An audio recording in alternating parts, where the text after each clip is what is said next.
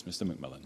Thank you very much, Presiding Officer. First, I want to commend Katie Clark for securing this debate. And since the changes were announced earlier this year, I've been contacted by many people across the constituency, including serving and retired Scottish Fire and Rescue Service officers, FBU members, and also members of the public. And like all people who have contacted me, I was concerned about the changes being proposed and also now enacted.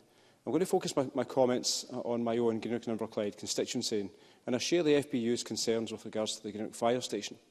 Now, following the announcement of the proposals, I wrote to the Chief Officer, Ross Haggart, along with a few MSP colleagues. I met with the Area Commander, David McCarry, met with serving FBU members and retired Scottish Fire and Rescue Service members, and also most recently attended a meeting organised and attended by the Minister with the Assistant Chief Officer, David Farries.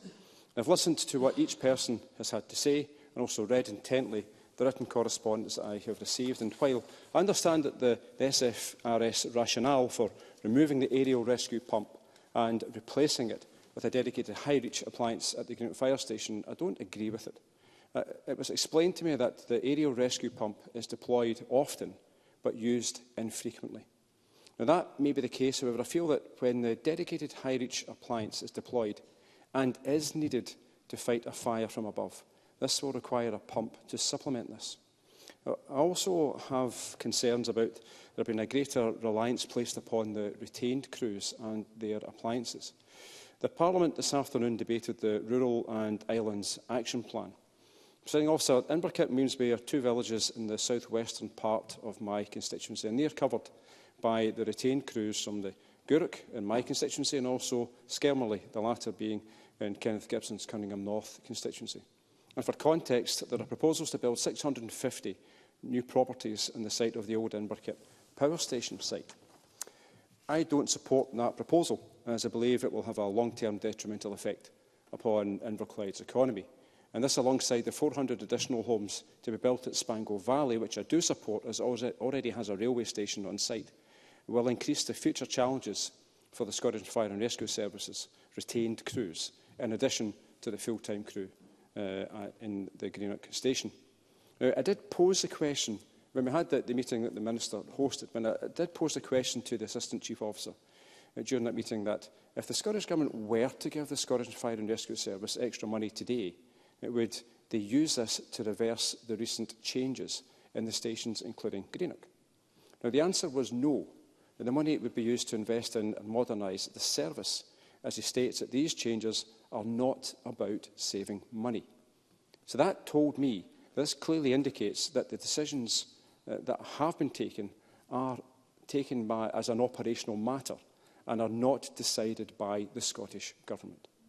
Now, following the meeting, I responded to the FBU setting out my position, and the response I received from the FBU agreed that there is need for modernisation, but the point was made that if the extra money would not lead to the, quote, temporary changes being reversed, they are in fact not temporary. And that's something that I hope that the Minister can address in her comments.